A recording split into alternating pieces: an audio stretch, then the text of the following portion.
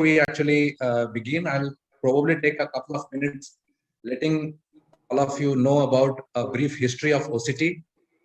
OCT was first prototype was started in 1989 in the laboratory of Dr. James Fujimoto by Dr. Huang and Schumann, and the data was published in 1991. Subsequently, the doctors formed a company called Advanced Ophthalmic Diagnostics, and in 1994, they patented the technology and subsequently transferred it to Carl Zeiss Meditech. The first commercial available OCT was OCT 1000, which was marketed in 1996. The second generation was OCT 2000, introduced in 2000. The third generation OCT, which was called OCT 3 or the Stratus OCT or time domain OCT, was introduced in 2002. The first advanced OCT known as the Cirrus OCT, which is a Fourier domain OCT or a spectral domain OCT, was commercially available in 2006. Swept source OCT was introduced by Topcon in 2013, and OCT Angio. The principles were described way back in 2006 by Dr. Matika et al. Subsequently, the principles were further modified by Dr. Jia et al. In 2012, and it was Optos which introduced the first commercially available Angio OCT in 2016. So having said that, we'll go ahead with the first topic. Modern medicine is not just clinical expertise. It is a combination of clinical expertise with patient values and evidence-based practice. And the OCT is an imaging modality which is instrumental adjunct to the clinical examination of diagnosis and treatment of several ocular pathologies. I will be discussing the role of anter-segment OCT in cornea and ocular surface, its role in refractive surgery, its role in glaucoma and cataract surgery.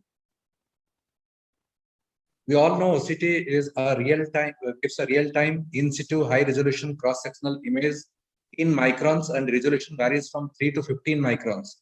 It's a non-contact technique. The poster segment OCT was started way back in 1991, as Aizaz said, and the anter-segment in 1994. These were the quality of image at time, and these are the quality of image at present. The resolution has made the micro architecture of the tissue to be visible, and it helps in clearer understanding of the pathological process. We all know about the principle of OCT. It is based on Michelson's interferometry.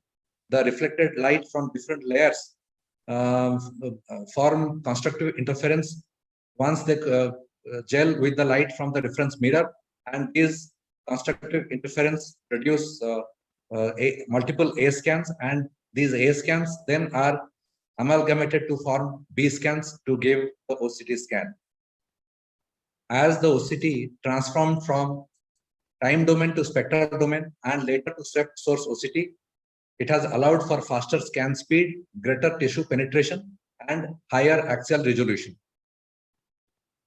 There are certain dedicated anter-segment OCTs from Carl Zeiss, Heidelberg, and Tommy, but most of the other OCTs can be converted to an anter-segment OCT by attaching an anter-segment module to give the imaging from the anter-segment.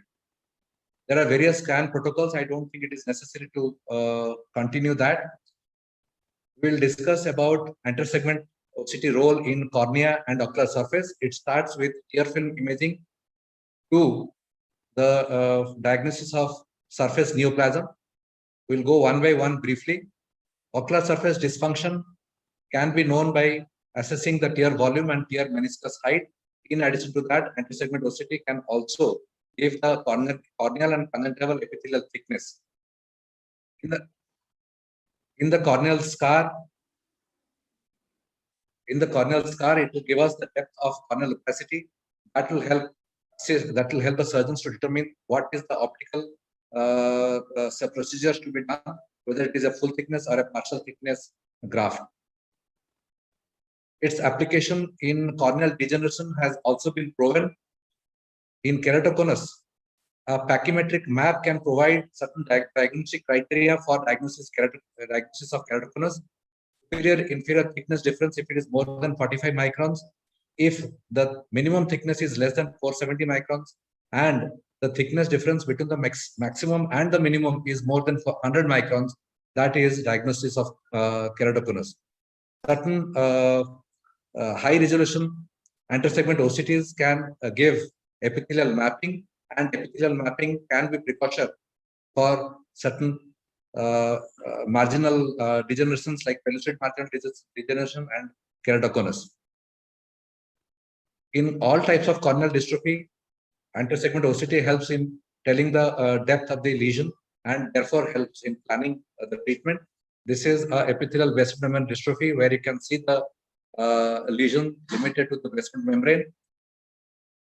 These are the granular dystrophies, and now this is a macular dystrophy. This is a lattice dystrophy. So all these can tell us about the extent and depth of the lesions. In endothelial dystrophies, also in Fuchs, you can get nodules in the endothelium, and also here you can see there are subepithelial fluid present.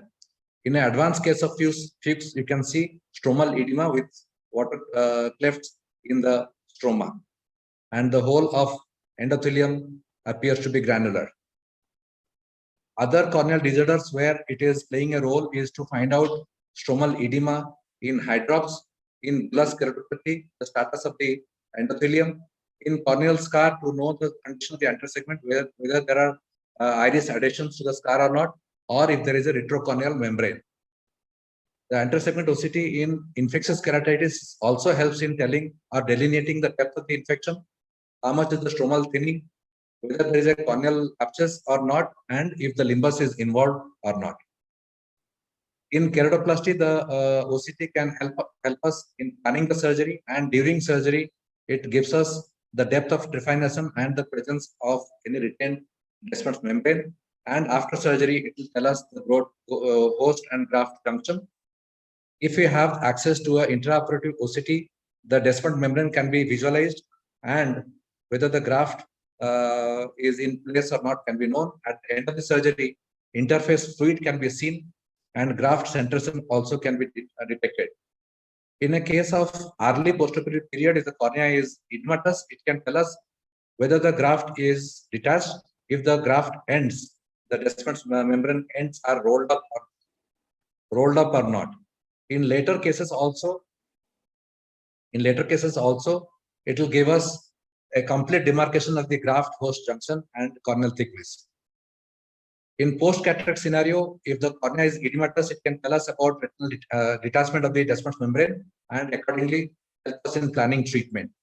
In trauma, it can localize foreign bodies in what depth the foreign bodies are there. In addition, it can also give idea about subluxation of the lens.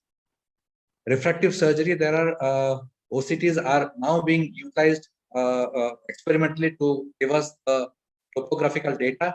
But as of now, it is being used for post-operative assessment and to evaluate the complications, especially to give the regularity of the epithelium in PRK, LISIK flap evaluation, to know about the stria and displacement in DLK, and to look into the interface corneal edema. At times, we need to know about the residual stromal thickness for re-LASIK, and intersegment OCT plays a role in that. Epithelial ingrowths and retained lenticules in SMILE can also be delineated.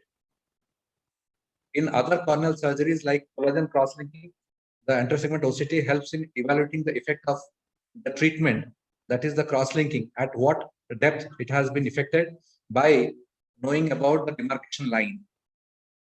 In intacs, not only it will help us in knowing at what depth the intact is present, but it also helps to evaluate the changes, the geometric changes of the cornea after the intact is implanted.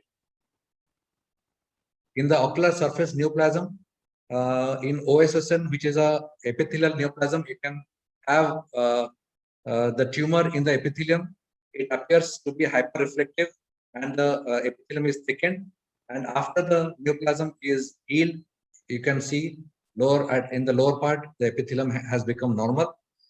To differentiate a melanoma, you can see it is also hyperreflective, but it is subepithelial. Epithelium is intact here. Similarly, in lymphoma, the mass is hyperreflective. It is also subepithelial. And in a conjunctival nevus, there are multiple cystic spaces in the mass, in the tumor. In cataract surgery, it helps in evaluating the grade of cataract. In traumatic and scarred cornea, also it will tell about the nature of cataract. It helps to know whether there is a pre-existing posterior capsular rupture in a posteropolar cataract. In evaluation for biometry, it gives almost all anter-segment parameters which are necessary for being utilized in 4th and 5th generation formally for IOL power calculation. A real-time anter-segment OCT is necessary for planning treatment in femtolaser-assisted cataract surgery, and that helps in not only giving us the incision details, the lumbar relaxing incision details, but also about nucleotomy and capsular incisions. We can also have fair idea about IOL tilt and lens tilt by limbus to limbus anter-segment OCT evaluation. In the phakic IOL implantation, it is important to know the vault because there should be at least 250 microns space between the phakic IOL and the lens to prevent early cataract formation. In glaucoma, there are various implications of anter-segment OCT because it gives a very clear picture of the angle structures. It can tell us about the patency of PI and bleb condition. In this, you can see after the PI, the anterior chamber, which was shallow, has deepened. This is the clinical picture. The anterior chamber had a peripheral anterior synechiae. After the PI, it has deepened. The PI is seen here. And here the PI appears to be normal, but on anter-segment OCT, you can still see a thin membrane behind. It also plays a role in knowing angle recession. This is a break in the angle in the trabecular meshwork. It has a role in diagnosis of iridodialysis and cyclodialysis. And the newer OCT machines can give us idea about 12 clock hours angle structure, which can also be depicted in a graph. So to summarize, I would say that anter-segment OCT is a non-invasive optical tool for in vivo assessment of the anter-segment, giving accurate optical biopsies and helping in diagnosis and treatment of various ophthalmic diseases. Thank you.